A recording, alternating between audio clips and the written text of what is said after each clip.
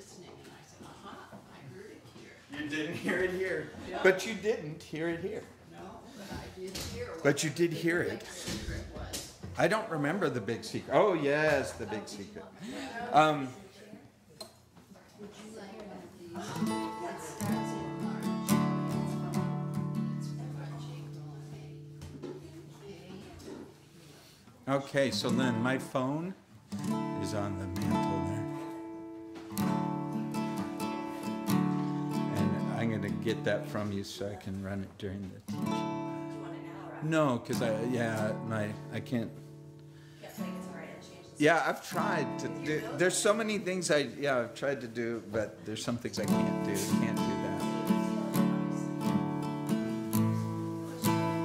Okay, well, several different things. Let's see. First of all, happy birthday to Carissa, who turned 17 this week. Our party planning committee has done a beautiful job up here. This is also a rare convergence of things because you see Phil and Diane in the same room at the same time, disproving the conspiracy theory that I had, that they were in fact the same person.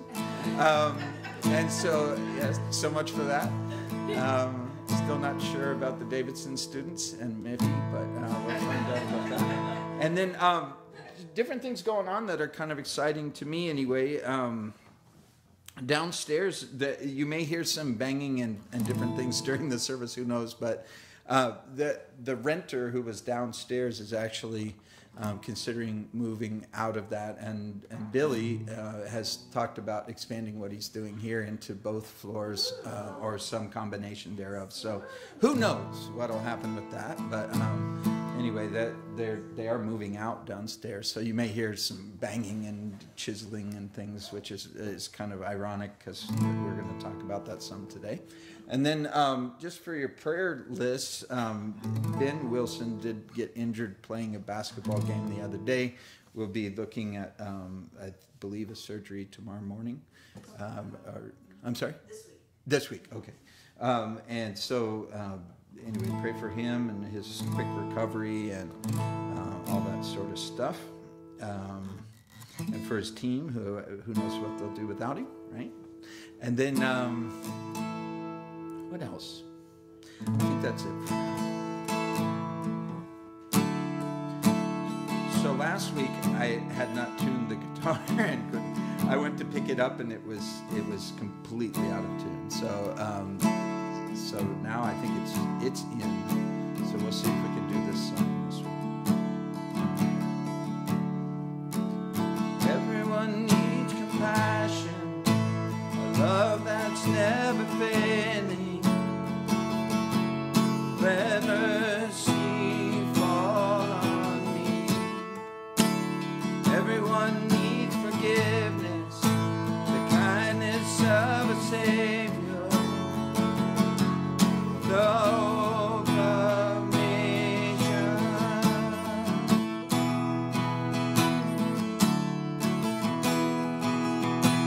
Savior, He can move the mountains.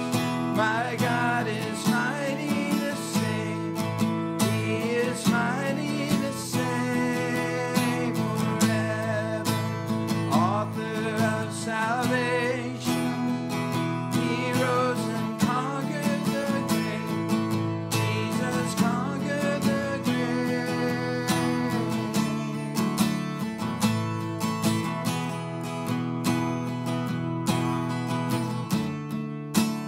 Take me as you find me, all my fears and failures. Fill my life again.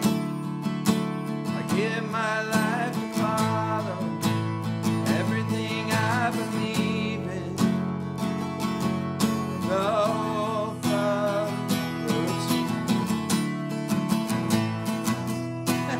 Savior, He can move the mountains. My God is mighty to save. He is mighty to save forever. Author of salvation, He rose and conquered the grave. Jesus conquered the grave.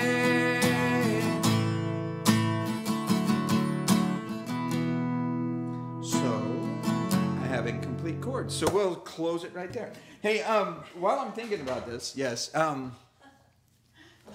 you know what was another cool thing I watched this week was Fountain Pen under one of his other incarnations, which was Langley. This is Phil and Diane's son, middle son, and Andy is also one of his names. But he right in this room put on a show many years back that I got to watch. It was so funny to see it on YouTube and see. It was really kind of a punk show, I think was what it was. And he was wearing a sombrero, playing a pink electric guitar right here in this room with a drummer, a female drummer that they found on Craigslist.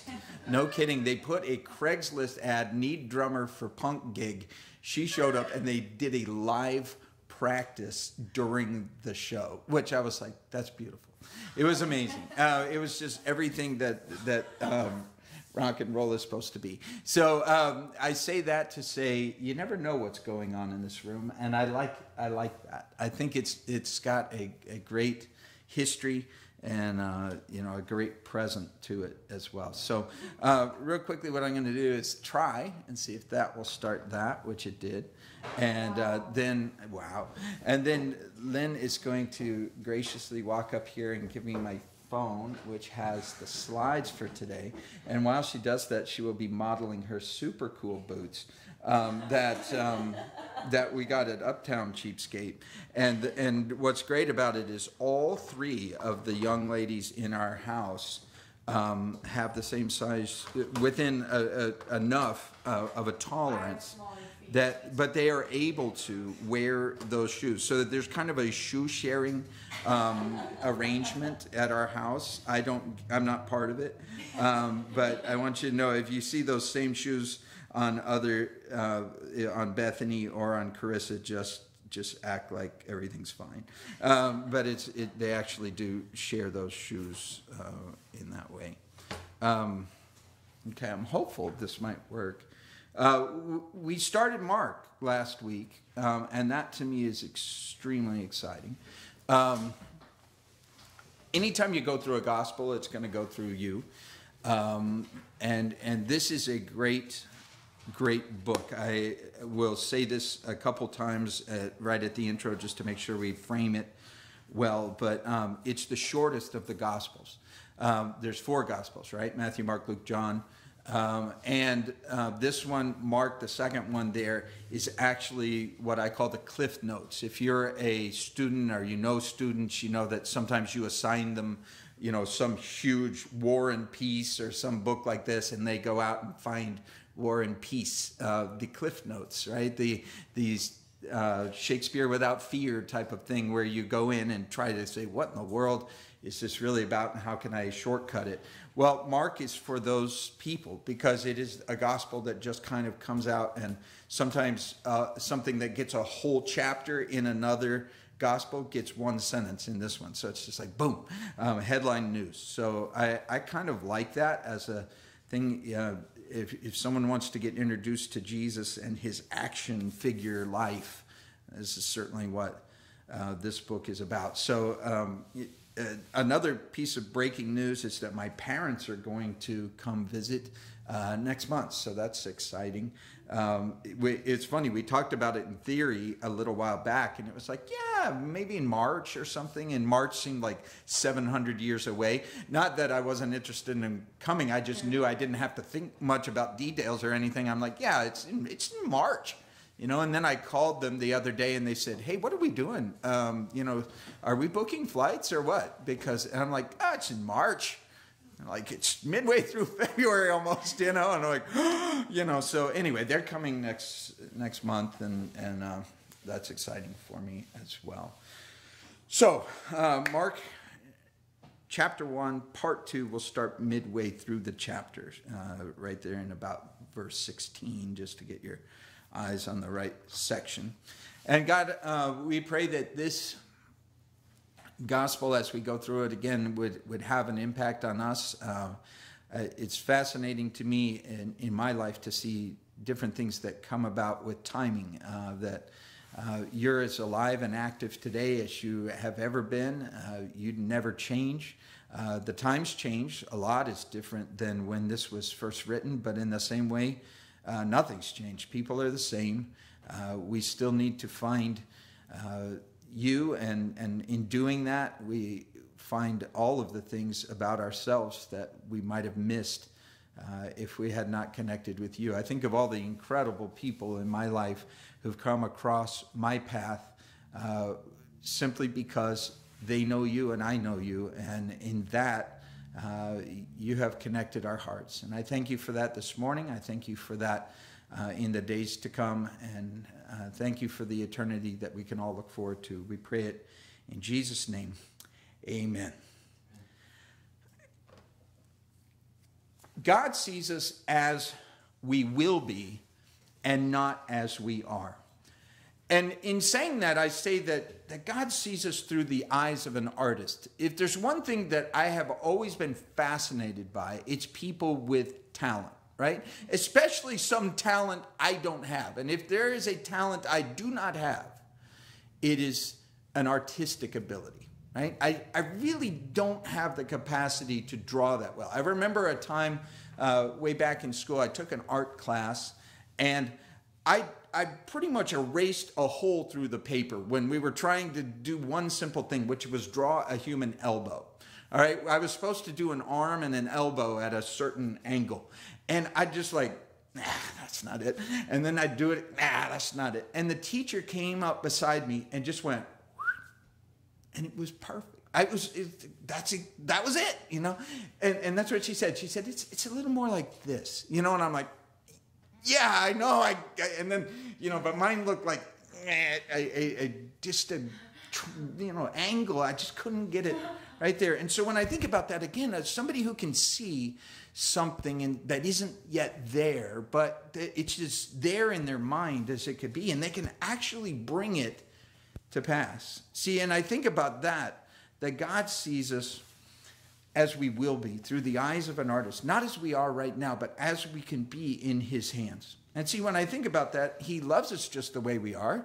And that's a wonderful thought, just a peaceful thought to say, yeah, God likes me. He loves me just as I am, but he loves me too much to leave me the way he found me. He'll find me in a condition and not say, nah, nothing to see there. No, he sees the potential. He sees the things that will be down the road. And he wants to mold and shape us and chip and change us until we become a masterpiece.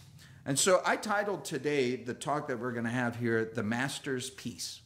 The masterpiece, but the master's piece, because the emphasis there on the master and on the piece that we are. Everyone here in this room, you're a piece of work, right? That's a vernacular that the kids use sometimes. Oh, that kid's a piece of work. What's it mean? Well, they're a little special. They're a little different. They're a little, atypical. But when you think about it, isn't everyone on some level? And so when you think about it, Ephesians 2:10 is a great passage. Many people consider it a life verse, one of their favorites. But it says, we are his workmanship, created in Christ Jesus for good works. What does that mean? That we are a masterpiece of the master, right?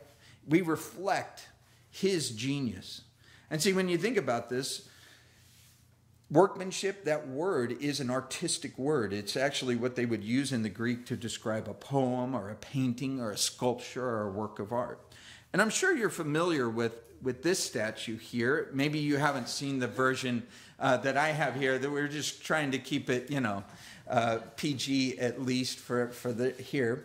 But this is Michelangelo's statue of David, right? And I added my little touch there. But this is one of the most instantly recognizable works of art in the world.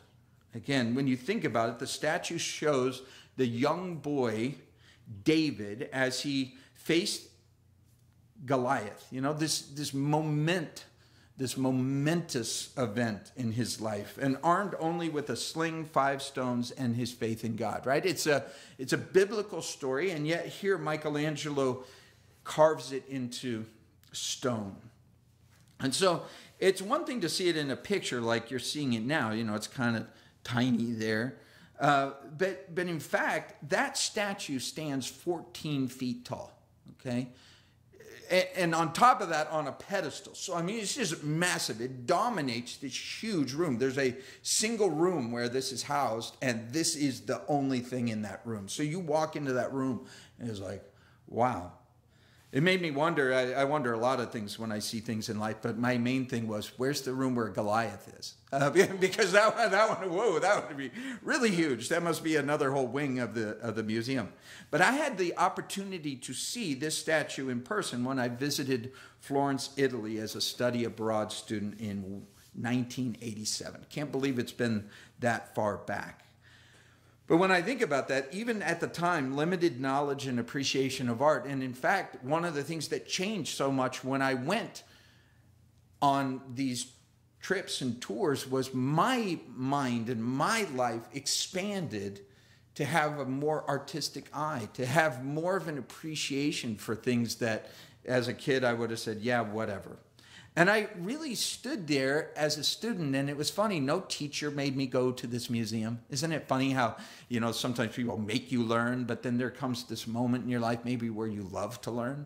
And I was like, this is amazing. And I got the little tour, and I got the book, and I was reading all of this stuff and just noticing the beauty and detail of this statue. I spent easily an hour in that room, just kind of all different angles and looking at it and thinking through it. And the veins in his hand are one of the things that they'll do detailed pictures in the art books on. But you forget that this was made out of stone. I mean, it looks so almost more real than real. I mean, the detail is unbelievable. The muscle tension and things like that, you go like, how is this even possible that some artist could do that? The expression of calmness in his face and yet tension in all the muscles. It's really amazing. And so people will look at, even an amateur like myself will look at that and say, the ability of this artist, this is very, very difficult. The beauty of the finished product, but the process is what sort of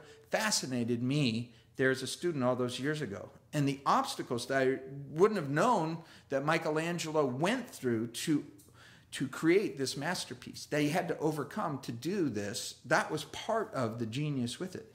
See, the block of marble that this came from, the statue of David was sculpted from a single big block of marble, okay? A single big block. This wasn't like pasted together. It wasn't like, okay, he did a little piece here and then glued it together or any of that kind of stuff or something like that. Historians tell us that Michelangelo searched the stone shops of Italy and found nothing that would be fitting his vision until he spotted this big block of marble in a reject room. There was actually a place where they dumped marble that wasn't really working out for them. So you had people who had maybe attempted something and then midway through the arm just fell off, you know, and you're like, and you dump it in this spot. Well, this is where Michelangelo actually found this. It was a beautiful block, but it had a serious flaw. See, other artists in the area, as the story goes, had rejected it because they knew it had potential, but they couldn't realize it. The flaw that was in it, there was a flaw that was in this huge block of marble, the only one they could find big enough to do what he wanted to do. But oh no, it has a flaw. And it had scars from failed attempts at other amateurs who'd come in and go, well, I'll try it. And so this thing not only had the inherent flaw in it, now it'd kind of been beat up by some other people and dumped into the pile. See, and you think about this, the shop owner, again, as the legend goes, tried to talk him out of it. Oh, you don't want that one, Michelangelo. You don't want that one. You see, it has this hole over here in it. It has things that other artists have tried and failed. What? You're a good artist. Let's show you our showroom here and take you to the other blocks of marble. And he said, Michelangelo insisted, this is the one I want. This is the one I want. This is the one I want. And he said, why do you want that one? And this quote has changed my life since I heard it. He said, because that is the one with David in it. That block of marble has David in it. Again, when you think about that, that's the eyes of an artist. Be able to see something and say, I must have this one because this is the one that has the thing that I'm going to release out of it. That's the one with David in it. Everyone else saw the flaw. Everyone else saw the scars.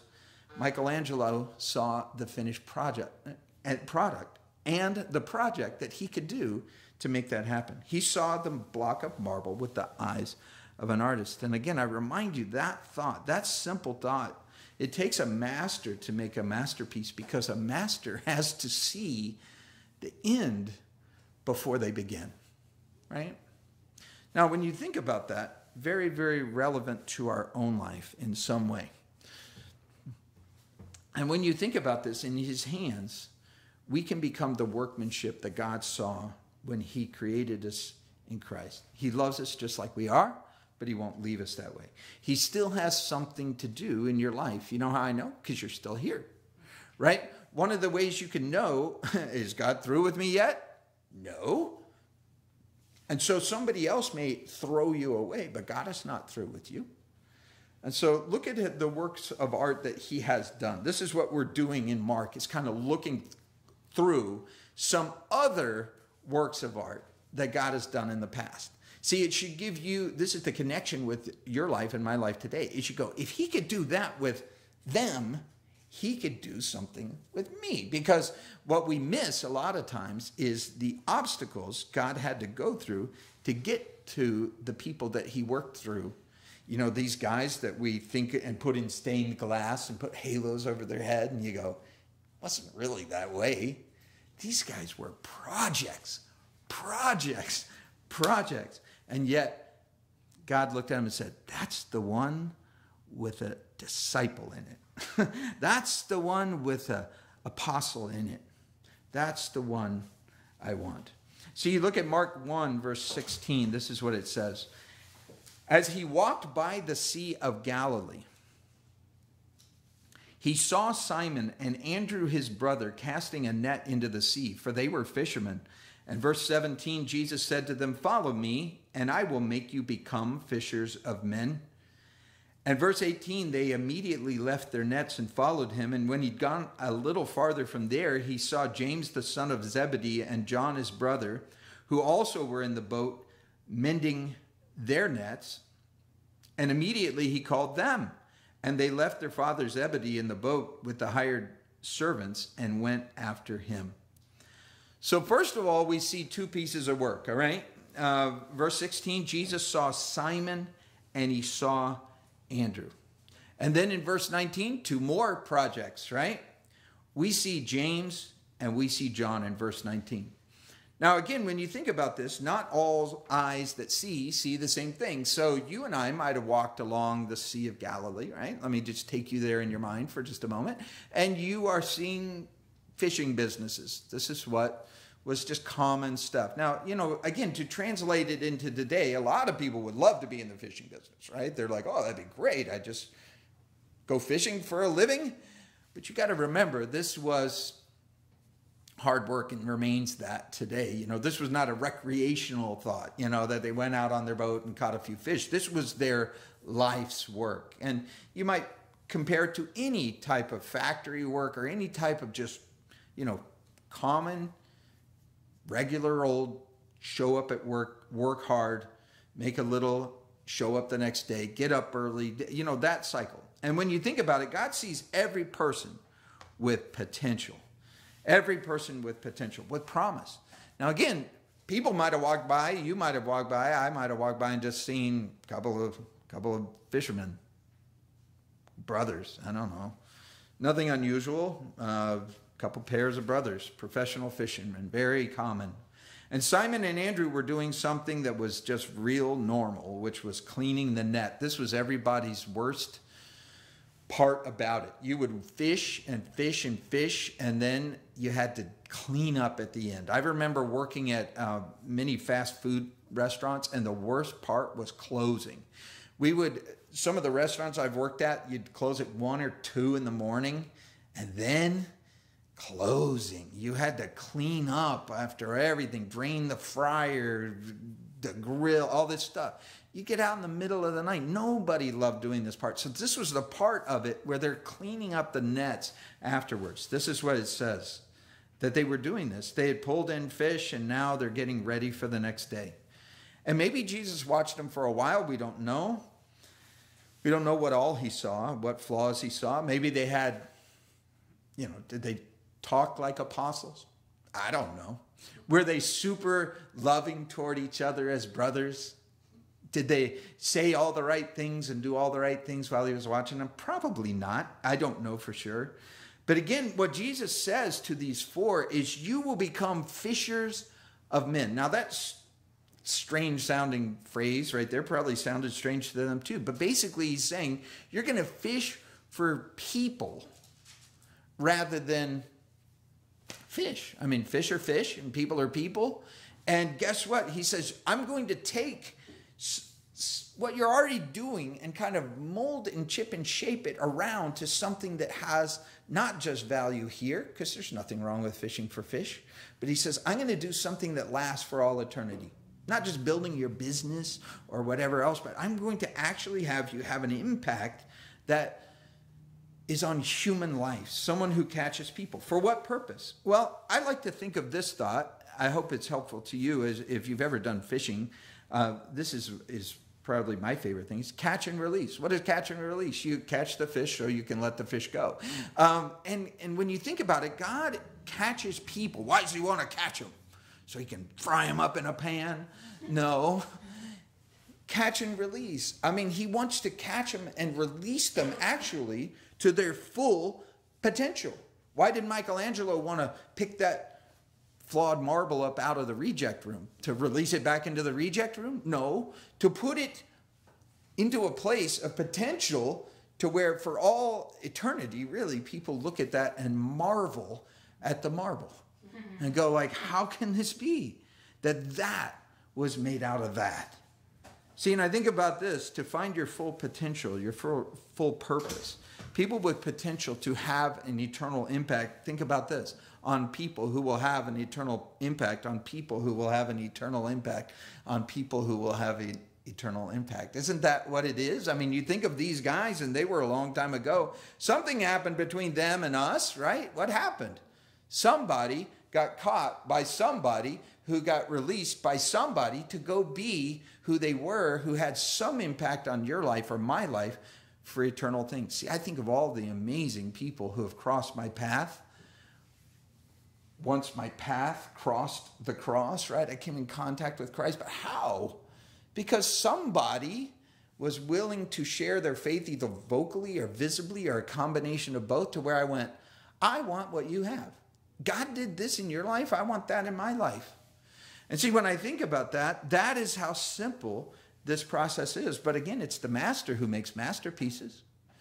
And you can take a disaster piece and make a masterpiece, and people say, they could praise the marble, right? I could go into that place and go, oh, this statue. Oh, statue, you're so amazing. Let me worship the statue. No, instead it was, wow, I got to find more out about Michelangelo. This guy must have been pretty amazing to do something like that. And see, this is the whole idea, is that when God picks a person like Peter or Andrew or James or John, part of the purpose of him picking them is that people would look on and say, well, if he can do that with them, he might be able to do something with me. Exactly. See, just like Michelangelo picked a flawed piece of marble, made it a masterpiece, and now the emphasis is on the master. This is what was happening. He picked flawed men. We know a lot about Peter's problems. You know what his problem was? One of them, he had a tendency to talk first and think later, right? Think later, talk first. His was ready, fire, aim was his motto in life, right? On your mark, go, get set, right? He would just launch off all the time. That was Simon. And Jesus gave him a new name. I think it's interesting. He says, well, I'm just going to rename you. And we just talked about that just a few minutes ago, that one of the things Miffy likes to do in her class is give a Chinese name to her students, right? And she'll do it on the basis of a first impression or something. I was saying how dangerous it would be for me to find out what my Chinese name was. I don't really want to know. It's probably the guy who won't shut up, or, you know, whatever else, or big wind blowing or something like that in Chinese. But when you think about that, you go, I don't know if I want to know. But this is what he said to Simon. He said, Simon, Simon, you will be Peter. You know what Peter means? It means rock. He says, you will be stable, Peter. You will be somebody who has something that people can build on. People can look at that and say, there's a guy who's not blown by the wind. So you think about it, Simon was like a big blockhead. He really was. He was like a block of marble. He was hard-headed. He was proud. He was stubborn. But I want you to think about this for just a minute. There's an upside to your downside. I don't know if you know your downsides. I'll be happy to tell you what they are if you want to know. But, you know, find a friend. Everybody, honestly, people know our flaws even better than we do sometimes, right? But this is the thing I want you to think about today. It's not your downside, but there's an upside to your downside. Whatever it is, there's an upside to it. See, I think about this. Peter was stubborn. Yes, he was. Peter was persevering, wasn't he? And you go, oh, he's so stubborn, that Peter. You're raising Peter in your house, and he's so stubborn. And you go, oh, man, he's so persevering. He put up with things that others would have given up on. And you go, oh, wow, there's an upside to the downside. See, that's the artist's eye, isn't it? That's seeing people with the potential that Jesus sees them with, and that's what you and I are supposed to do. Yeah, oh, Peter, he's so impulsive. Yes, he is. He's so creative. He's a guy who stepped into situations that others would have said, well, I don't know if I do. And Peter just jumps in and does it. Is that good? Yes. Is that bad? Yes. God's got to manage that, right? As a master, he's going to master that and actually mold and shape. See, I think about this. Peter, in Jesus' hand, well, Peter's natural state was fisher of men. Sort of, right? It took the supernatural work. God didn't have to undo everything that Peter was.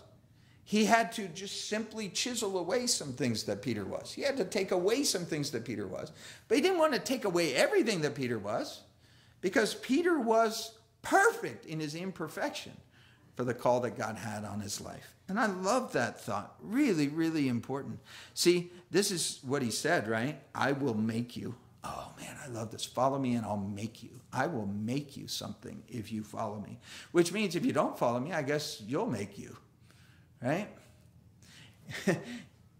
I've thought about this so many times in my life, the alternate endings. I like it when you think about director's cuts and stuff. Sometimes on movies, they have a different ending, or they'll talk about how in the original script, they weren't sure whether to have it go this way or that way, and they filmed both. Have you ever heard those things where a favorite movie of yours, you're like, oh, I love the way this movie ended, or I love this movie, but I hate the way it ends. And they filmed an alternate ending. And you can actually watch it on the DVD and see the story go differently. And I've thought, in all the possible alternate universes, what was Scott making Scott through his life? I don't know. There were some plot twists in my life, but the twist that came when Jesus said, follow me and I'll make something of your life. Man, I almost would love to watch the alternate and go like, yuck. I mean, what was the alternate for these guys? They built a huge fishing business, and that was it. Or, you know, one day one of them fell out of the boat, and that was it, and wow.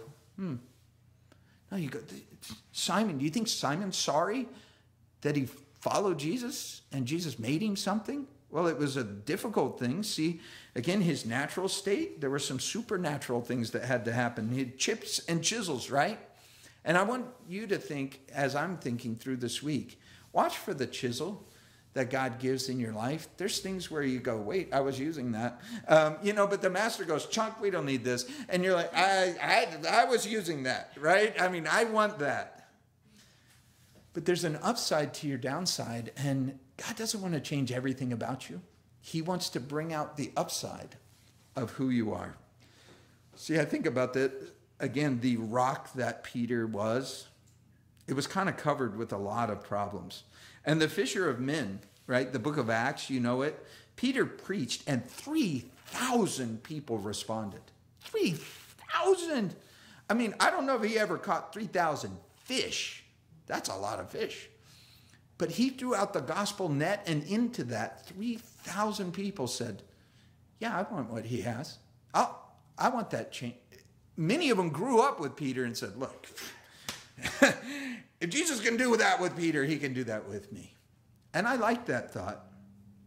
Same mouth that said so many stupid things. There's a great set of scriptures. There's 2 times in scripture where it says, Peter, not knowing what to say, said, and he says something. I mean, it's amazing. The Bible says Peter had no idea what to say, so he opens his mouth, right? And you go, he had no idea what to say. Maybe he had no idea what to say in Acts, but he said something, and 3,000 people said, I want to get to know that God. See, when you think about that, that's Peter. What about James and John? They were so aggressive. You know what their nickname from Jesus was? Sons of Thunder. The Sons of Thunder. Now, most guys would love that nickname. They're like, yeah, Sons of Thunder, going to have shirts made. Something like that. But the reason why, it was not really for the best of reasons that they were named that, right? What was Jesus going to make with them? Well, you would think they would be his bodyguards, right? But he didn't need that. When there was a city in Samaria, Samaria was an area in the century there where they lived where people were mutts, right? What they would consider mutts. They didn't like people of mixed ethnicity and mixed background and everything. They're like not pure pedigrees, right? They are in the reject pile. And Samaria was considered that way. The human reject pile is what they thought of. And James and John offered to pray for fire from heaven to burn up that city when they didn't immediately accept Jesus, right? They'd been rejected all their life, and they get an offer. Hey, God does care about you guys. And they go, yeah, I'm not sure I want to hear that. And they said, James and John said, Jesus, we don't like people rejecting you. We'll call down and burn this place like Sodom and Gomorrah. And he says, you guys don't really understand why I came, did you? You don't really get it. I'm not here to reject people who reject me. I'm here to work on that reject pile until people start realizing I am looking at you with the eyes of the artist, right? Most people are not looking at you that way. Most people, it's one and done. Well, most people think God gives you one opportunity, and if you don't take advantage of that in the first moment, then on to the next one. And Jesus says, you know what? I'm working on James and John right now. They think, oh, well, we're the ministers and they're the sinisters, right? And he says, no, you guys are my project right now.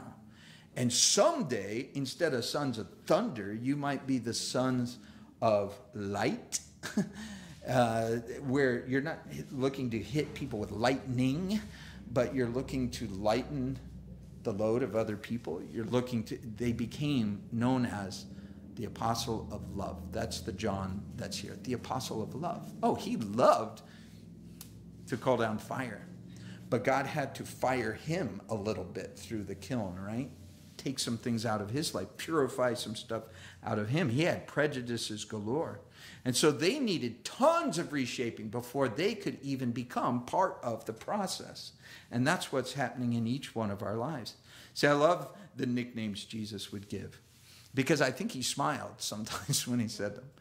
He's like, oh, man, you guys are going to have to go through some storms, sons of thunder, to where you're wanting God to do the work in you rather than thinking you're going to burn everybody else.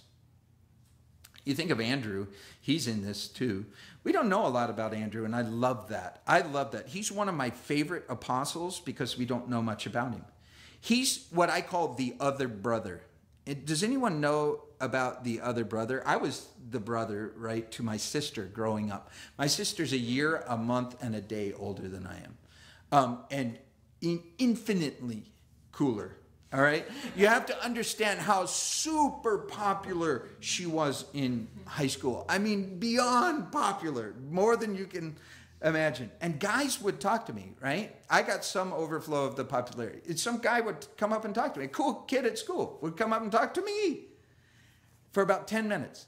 And then he'd say, so, your sister, Karen, she dating anyone? I'm like, you're talking, I'm not cool. You're trying to get to her through me. This is what it is.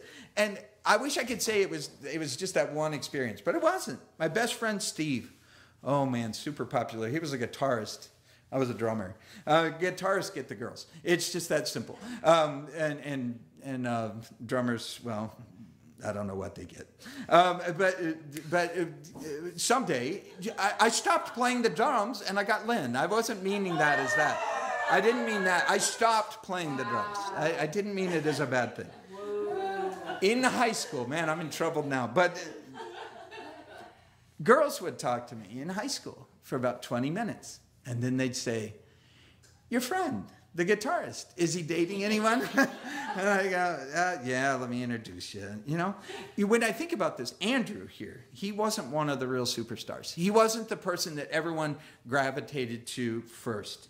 See, every time we see Andrew, and we only see a few things from him, we don't see many quotes from him, we see a couple of interactions. And you know what he's doing? He's always bringing someone else to Jesus. In fact, he's the guy who brought Peter to Jesus. He's the guy who first said that situation isn't described here in Mark, but it's described in another gospel. And you see that situation where actually it was Andrew who came first to Jesus, and he said, I should tell my brother Peter about this. And that example, actually, you look at everything that Peter did might not have ever been done if Andrew had not been that quiet kid who just talked to somebody he knew. See, Peter was a guy who would talk to anybody and everybody. And Andrew maybe only talked to people he felt really comfortable with. But St. Peter's Basilica in Rome might not even be there if not for Andrew. See, and I want you to notice this. Each of these people were very, very different from each other. And so we have a teacher at the school, and he's known for funny sayings. But he says, he'll tell kids, you're unique, just like everyone else. You know, and but it's true. You are unique, just like everyone else. Everyone else is unique also. There's not just like a copy of everything. Jesus wasn't looking for clones. He was looking with the eyes of an artist. See, an artist loves originals. That's one of the things that's important when you think about it. Art originals are either priceless or worthless, right? If they're an original, they're worth something. And if they're just a cheap copy, that's what every amateur does, right? Is a cheap copy of someone else and sign their own name to it. But Peter and Andrew and James and John, man, they are no two alike. Even James and John, you know, the sons of thunder who look so much alike, well, they didn't. And even though maybe you've met people like this, where they're like twins or something, and people, oh, you're identical twins. Even identical twins aren't identical, right? In fact, one of the things they love to do after their parents have dressed them the same their whole life is shout out, I'm not that person, right? I'm me. And they may go in completely different directions, looking very similar on the outside, but nothing alike on the inside. And so when you think about it, one of the questions I ask people all the time, if you want to know what God's made you or making you, is what makes you unique? You know, we were watching the Olympics, some of it yesterday, and there's a kid from Colorado named Red, right? And he just won the first gold medal for the United States in snowboarding. And man, this kid is a one of a kind. One of the thing about him, he's pretty short, really. He's, I don't know, he weighs like 12 pounds or something. But this guy, no, he's a little more than that. But 119. Okay, but he's short little kid, pure muscle, you know, and just flies through the air like crazy. I mean, you know, he could have very easily, very unique personality. You can tell right away. I mean, his hair is just kind of like everywhere and stuff. And I'm like, this kid was born to do what he does, right? I mean, you look at that and you go, he could have said, oh, man, I want to be 7 feet tall. I don't know any 7 foot snowboarders. I mean, I don't know. Maybe there's one out there, but this kid is so compact. He just flies and does what he does. So it's amazing how you see different people and you say, what makes you unique? And you go, well, I nothing like that. I don't have anything like that. I've got to be really, really crazy and win a gold medal to be anything in life. And you go, really? The master makes all kinds of masterpieces. Follow me and I'll make you become. You can fill in the blank with whatever it is, but it's a uniqueness that God says, I would rather have you than a cheap substitute. See, when you think about this, there is not value in two of one. When God makes originals each time. Jesus called Peter, Andrew, James, and John, and they kept doing some of what they were doing. But what if they had just said, who is this guy? Right? And Jesus had kept walking. I believe Jesus would have found 4 more down the road, right? He would have kept walking. He didn't force anybody ever to follow him, right? But he gave these guys a unique opportunity. But it might have been Matthew, Mark, Luke, and Fred. If maybe, John had decided no, or, the story of Reginald walking on the water, instead of the story of Peter, because it's like, Reggie, he'll do it, But Jesus was going to teach and train some people for 3 years and tell them, now go spread the gospel, change the world. And again, I hope there's something in our hearts that doesn't want to miss out, right? Look where he goes to get his raw materials, just a little across the lake type of thing. He didn't go to the Jerusalem school for the talented and religiously gifted. He could have gone there, but you know what? Maybe they would say, no thanks. I don't need some second-rate rabbi. I've got the best over here. See, you think about this. He didn't go to the Roman palaces and look for the worldly leaders and say, okay, who's the rich and the famous already? Now, that doesn't mean that God doesn't call from those places, because he does. There are so many cool things in Scripture, just little throw-ins, but there's times where it says like so-and-so from Caesar's household, and you're like, wow, that's pretty high up there. You go, yeah. So he'll call all over the place, but the question is, who will come when he calls? See, I wrote this down, that the greatest ability is availability. Sometimes people go, I don't have enough ability. Well, do you have availability? See, like Michelangelo, that marble, if marble could have run away, it could have run away, but it didn't run away, And so when you think about that, these 4 guys went after God. But one thing that's interesting is verse 18 and verse 20. It says immediately. I think you should know that they did follow him immediately in this moment, but this is not the first interaction they had with Jesus. I think it's really important to see that, because sometimes you see this and you go, man, this is crazy, man. Like I got to quit my job if right there? No, that's not the point. See, this looks like a very hasty decision. A mystery man walks along the shore, says, follow me. And these guys go, yeah, I don't want to watch this net anyway, and go after him. But the truth is, there's about a year in the life of Jesus that had already been left out by Mark here. It's detailed in John chapter 1 through 4. There was a lot of stuff that they'd already seen from afar. They had seen Jesus from afar.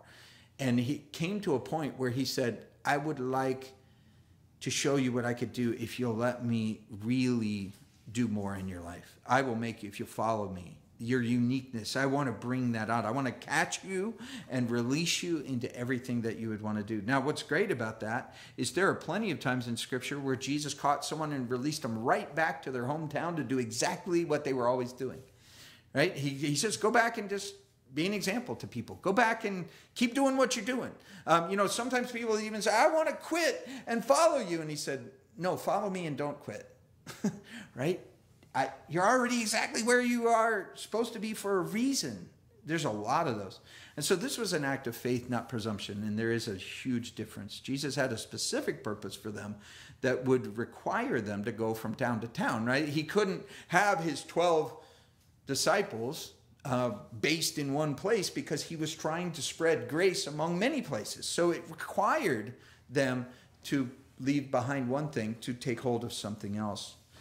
But see, God, again, made no two people alike. We've talked in the preamble to here today where we're about doppelgangers, which is a fancy word for your double. You know, that there's somebody else out there that looks kind of like you. And I am always scared when people do that.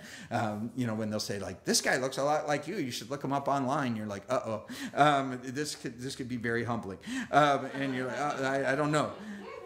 But again, when I think about it, even on my trip to Florence and throughout Italy and throughout Europe, really, there in every place, in every cool place, there's somebody trying to sell you a Mona Lisa, like outside the Louvre. They're like, it's the other one. There's two Mona Lisas, and one's inside, and this is the other original. And you're like, no, you know, or this is an actual, you know, prototype of David, you know, and you're like, I don't know, it's 14 inches tall. I'm not really sure that Michelangelo had anything to do with that one. But an original work of art, again, when you think about it, follow me and I'll make you. So don't ever confuse someone else's call with yours. I've seen people who come in a missionarial talk, and they almost have this idea that if you're not on their mission field of accomplishing their mission, then you're wrong and you're not following God fully. And if you would leave your nets and you would go follow him and all this stuff. And you go, but that's trying to make me a doppelganger of that person. I'm not that person. Now, if I'll follow with passion the way they followed with passion, God may have a very unique thing he wants to do in my life. So maybe you are here and you're, you know, a teacher today, and that's exactly who you're supposed to be. And yet through that, God will use your life to catch people, and people will catch on to Christ because of you. Right where you are. It's not a geography thing. It's not a profession thing. That's not the point. The point is that the author has all the authority. So here's what I thought on verse 21. He says, they go into Capernaum, and immediately on the Sabbath, he entered the synagogue and taught. So Jesus goes into, you know, their church environment, and they were astonished at his teaching, for he taught them as one having authority and not as the scribes. Isn't this interesting? Because I wrote down again the thought, the author has authority. The master makes masterpieces. But what do I mean by that? Well, Jesus is teaching with authority in a place where you would have thought they would have got authoritative teaching each week, right? I mean, they're here in the synagogue, and in comes Jesus doing something that all the teachers are like, wow, he's a good teacher. It's like he's teaching it like he believes it. He's teaching it like he wrote it. And I think about this, you know, preach it like you stole it. You know, lip syncing to the works of others. I've thought about that many times. You know, cover bands. You know what cover bands are? Cover bands are top 40 bands where they basically take whatever someone else's hit is and they learn it word for word, note for note, and they do a worse job of it. That's basically what it is. Okay? So you're like, you see a band come to town and it's a tribute to or whatever, things like that. And guess what? You're like, I don't know. They're just bad karaoke versions sometimes of other people's thoughts. And you see Jesus coming in here. They were used to just this theoretical theology every week. It was like, wah, wah, wah, wah, didn't connect with their life. And Jesus comes in and says, I am the master. If you will let me master your life, you can have your potential come out. And they're like, wow, he's good. And I think about this. His teaching hit the heart somehow. It convinced and convicted people. And he was not just talking about stuff.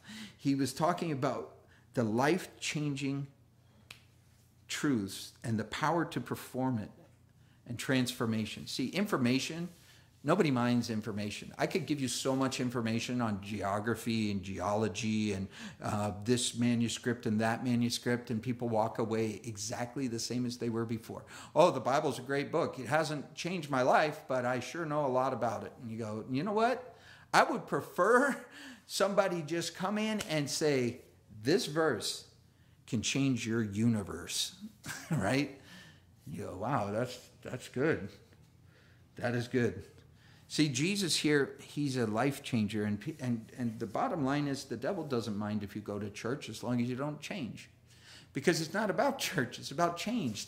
Just this last week, I was talking with different kids about, you know, weekends. And I said, hey, did you go to church? And you go to church, anybody learn anything? And it's like, crickets, nobody went to church. I'm like, okay, Christian school, nobody going to church. That's cool. I'm like, but it's not about church, man. It's about change. Did anyone change this week? Did God do anything in your life, no matter where you were? Because again, you can go to church in and out. That doesn't change the world.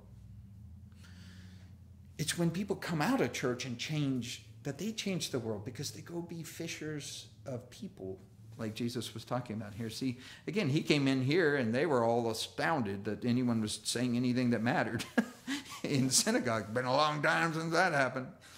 And so the important point, as you think about this, is the miracles are parables. See, parables are parables. Parables are miracles. I mean, when he told parable stories, they were intense. But he's about to go out of the synagogue and do some stuff. He did things in the synagogue and elsewhere where he did miracles. And each one of those had a message in them. And I told you last week that Mark, like no other book, records his miracles. Miracles, miracles, miracles. And you go, oh, if we could just see one today. Well, guess what? When you look at me, you are looking at one. Ask my wife. This is a miracle of God's grace that I even go to church, much less, have anything to say about these things. She used to have to, I'd say I had a drug problem because I was drugged to church all the time. The only way I would get there is like duct tape me. I would actually intentionally be rude to people. Lynn knows this. This is true. She would try to get me to go to a church for a special event, and I would be rude to people, so I would embarrass her, so she would never ask me to do it again. That was my attitude toward life. I would sit in the back and look through the hymnal and make fun of funny names. Like there's somebody who wrote many hymns called Jesse Brown Pounds. That's actually one of the well-known writers, and I just found that very funny. And I would look for funny names and dorky things, and that's what I did. So there are miracles, but think about this. Michelangelo. Again, this is conjecture, but it's worth thinking about. Did you know that there's a lot of scientists who think that he was artistic because he was autistic? See, they didn't do a lot of study back then or know all the sciences and certain things, but they knew this guy is not normal. He's not typical. He's not average. And you go, okay, is that a disaster? Or is that something God can master? Because I think about this even when I work with youth all the time. There was a student I was talking about this week, and he has some diagnosed and diagnosable things, And one of the things he said to me, I spent like an hour with him on a bench. We have a little park bench at the school, and some things had gone on in the classroom. And I was like, these are the things outside the classroom that are better, right? When people ask us, what's your curriculum and different things like that, that's all great. But I spent an hour with a kid on a bench, and I learned from him and he learned from me. This is a kid who can tell you any geographic thing anywhere in the world. You ask him what's the capital of whatever, he knows it's Austin in Texas, it's not Dallas. And that's an easy one. But I'm talking any obscure thing anywhere. He can tell you where it is, he can tell you the population, he can tell you every Super Bowl, who won it, what the score was, what the score at halftime was, everything else. Incredible abilities, but he also has some disabilities. And he told me, they can't cure me. I said, good. I'm glad they can't cure you, man, because if you weren't this, you wouldn't be that. I said, I understand we're trying to help you manage, the average world a little bit better, but you are no average person. You are way above average. You have capacities I don't even begin to understand. Why would we cure that? We don't want to cure it. We want to see what you could do in the hands of the master. What could God do with somebody who has that kind of capacities? What could he do maybe in some other kids when they learn to treat a kid who's different than they are, instead of treating them badly, going, teach me how you do these things. How do you do this? Let me learn from you. See, I think about this. Jesus came to do more than fix physical flaws. He fixed physical flaws, but he came to set people free. He came to catch and release, catch and release, catch and release, to teach us to think maybe a little bit different, to see with the eyes of an artist. And there are two kinds of flaws. There are those that are sin, and there are those that are not. Sin needs to be cured. Sin needs to be dealt with, but not everything that makes you different or makes things difficult is something that needs to be fixed. See, I think a lot of times we have a fix-it attitude. And it's like, as long as it can be That physical thing, well, let's fix it. Let's change it. Let's bring everyone back to average, you know? If a flaw gets in the way of God's work, then he's probably going to chip and chisel it out. But if a flaw is part of the work that God wants to do in your life, guess what he might do? He might just leave it in and work around it. He might. There's no power that can keep God from doing what he wants to do in your life spiritually, but sometimes he'll leave something physically. Now, you see this again, the miracles are parables. He's teaching something through this. Verse 23, it says, there was a man in the synagogue with an unclean spirit, and he cried out. And this is what he said. Let us alone. What do we have to do with you, Jesus of Nazareth? Did you come to destroy us? I know who you are, the Holy One of God. You know, I don't know what you think demon voices sound like. But Jesus rebuked him and said, be quiet and come out of him. I love Jesus, so mellow. And verse 26, then the unclean spirit had convulsed him and cried out with a loud voice. He came out of him. And verse 27 says, they were all amazed, so they questioned among themselves, saying, what is this? What new doctrine is this? With what authority he commands even the unclean spirits, and they obey him. And immediately his fame spread throughout the region among Galilee. Yeah, you think? One of the things that you see in here is that a person can only have one master, right? And I mentioned to you that, you know, it's not about church, it's about change. And this guy, I don't know if it was his first day in synagogue or not, but this guy had been in the condition he was in synagogue, and again, they said, this never happened till Jesus walked in. And I think the reason is, so often when you see Jesus walk into a situation, it forces a change of ownership. I mean, it really does. It's going to change the question, or force the question, who's the master? Because Jesus is not going to let someone be mastered by him and by everything else. It's a one-owner issue. See, this man got a new master this day, and that's the issue that was going on right here. Because again, he had heard truths, people had said things, but never confronted the issue of who's going to lead this life. And when you think about this, Jesus says it so well, be quiet. It's really too soft a translation. If you look at the original language when you get home, you'll see it actually says, be muzzled. That's what it literally means. Put a rabid dog and you just like wind duct tape around his face and say, shut up. That's what he was saying. Get out. Shut up and get out. And the demon shakes the man. You know, it would have been quite a scene to see. But the gospel writers record all kinds of specifics in these things. But Mark just kind of says, you know, there it is. Jesus taught with authority like no one else had. And he says, what do you have to do with us? I know who you are. And I think this is so fascinating because this guy would think, I already have a master, I'm a disaster, and I have nothing to do with you, and you have nothing to do with me. And Jesus says, I have everything to do with you. I would love to start from the bottom and work up. I would love to use this example because, again, next week in synagogue, there were a lot of people who weren't demon-possessed, right? This is a rare event. This is not everybody. This is not, but it's a poster child, isn't it? I mean, from that moment on, next week, someone doesn't really have a lot of excuses for, well, why can't Jesus work with you? Well, because I'm not that educated. You go, well, that's interesting. Did you see what happened last week? That guy was like convulsing on the floor.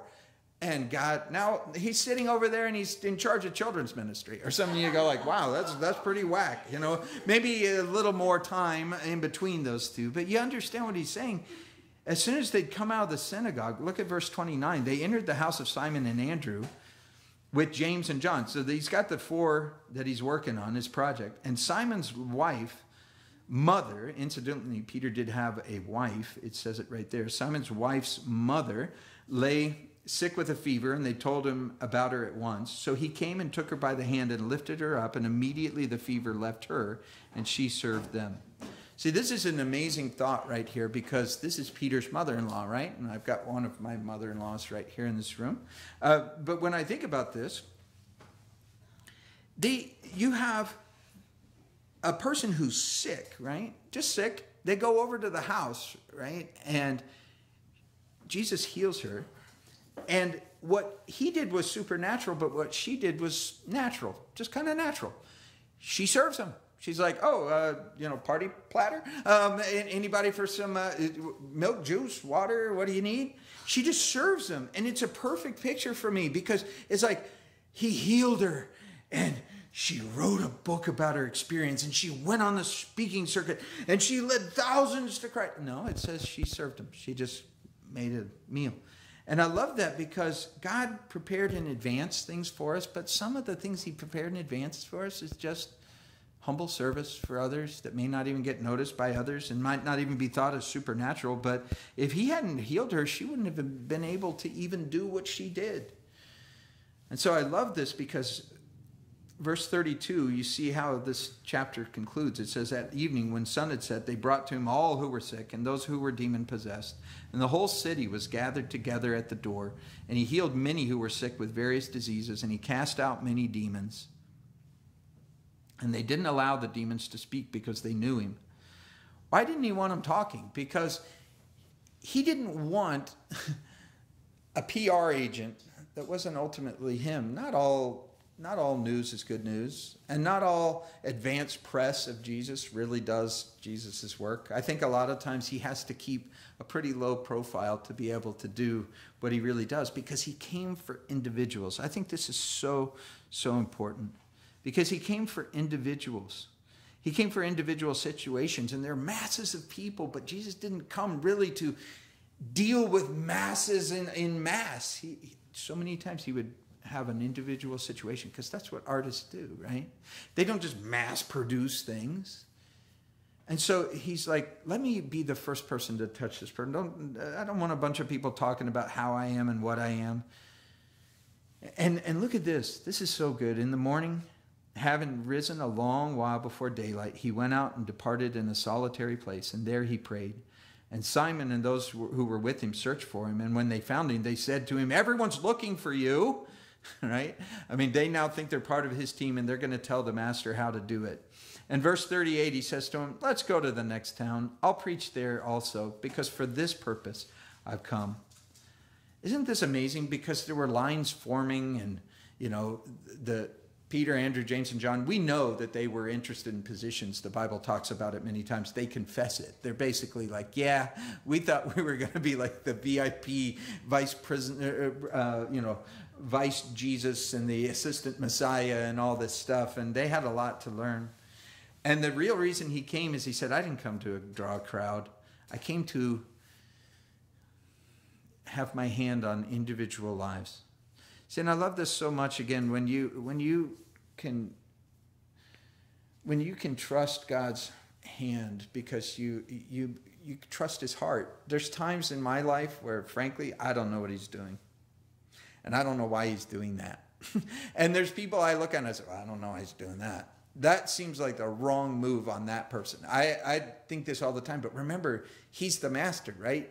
And judging a work of art while it's in progress is a terrible idea, right? So I'm a project, you're a project. I am not yet a product. He sees me as I will be, not as I am. So I look at me and I go, well, I'm probably about finished, right? And have you ever seen one of those artist things where you think they're almost done and then they like just wipe the canvas and do all kinds of stuff and you're like, wait, don't get rid of that. And this is exactly what you see him doing incredible stuff, but he's doing things in Matthew, Mark, Luke, and John, and all the rest of these guys, Andrew, and these people will see while he's doing stuff in other people's lives.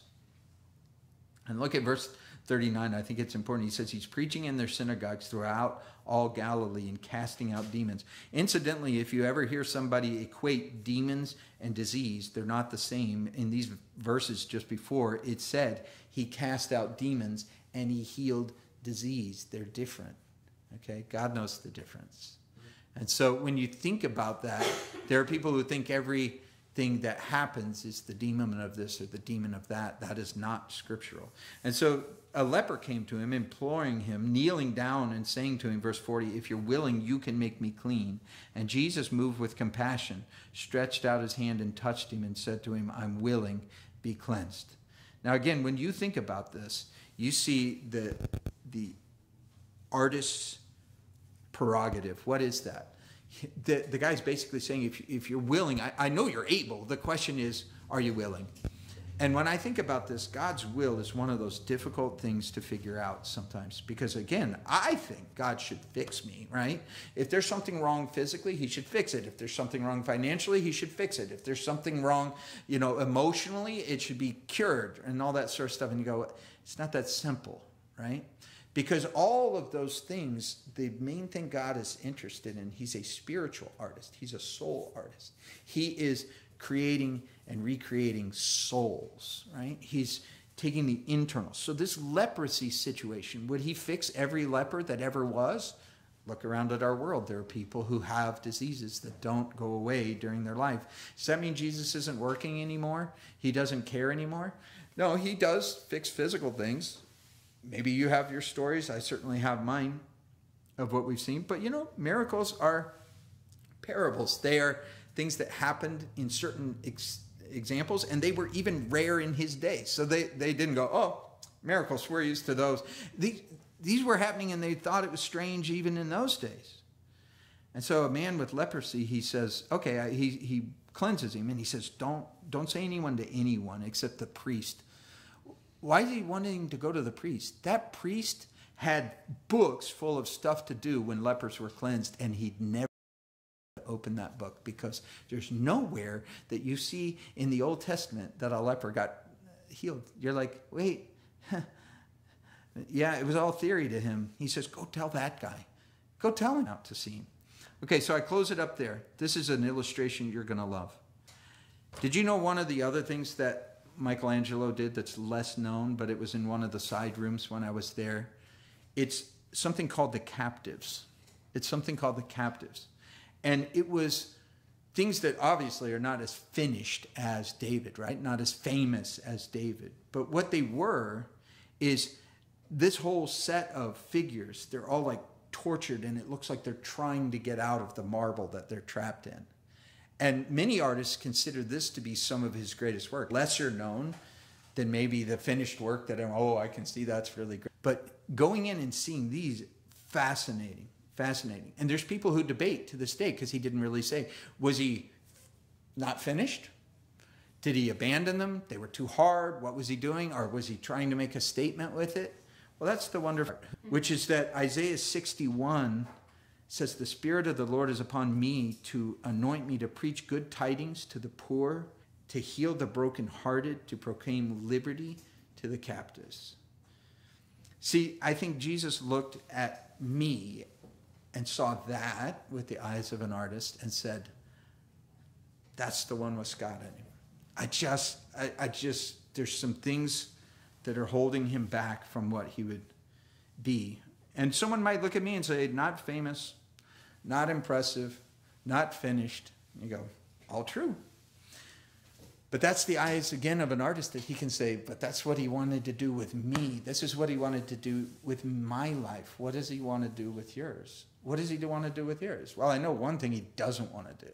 He doesn't want you to feel unfinished, captive, and unable to really walk into that thing that God has for you. And so when I think about it, again, if you walk out of here with no other thought, it's that God sees us as we will be and not as we are. We tend to see ourselves as we are.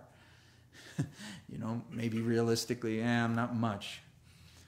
But he says, follow me and I will make you. Follow me and I will make you. Follow me and I will make you. The follow me is my part. The make you is his part. I can do that part, but I can't make anything out of my life. I can't make anything out of your life. But I can say, follow him is not a regret that I have. That's not a regret I have. I go, oh man, I never should have put my hands into the hands of the master. I should have stayed my own master. I don't know anyone who's ever really followed him and said that. So God, I thank you that you can do anything with anyone. You reserve the right as the artist to do something that's pleasing in your eyes, even if it's not as pleasing in even the person's eyes. I think about how the scriptures say we are the clay and you are the potter, and the clay doesn't argue with the potter. And so I pray that we would, if we have in any way gotten annoyed at the chisel or thought, why don't you cure this or why don't you fix that, that we would, for just a moment, be able to see ourselves and others through your eyes and have maybe a wider angle view to what you're doing. And that Mark would be helpful for that. Peter, Andrew, James, and John, they came to you and didn't regret it. Pray that we would continually come and follow in their footsteps for the unique life you have for us. We pray it in Jesus' name. Amen. All right, well, happy birthday to Carissa. And there's some stuff to enjoy back there. Yeah, she's 17 and happy birthday. yeah.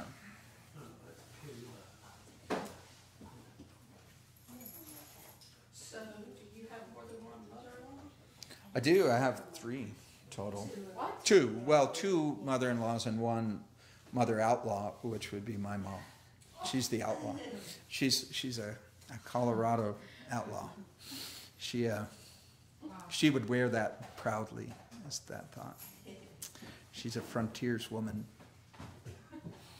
Hardy soul who thinks 11 below is warming up. Yes, it's warming up. They're going to come out here to thaw a little bit. They're coming at a good time. They're coming at a good time. Is that spring?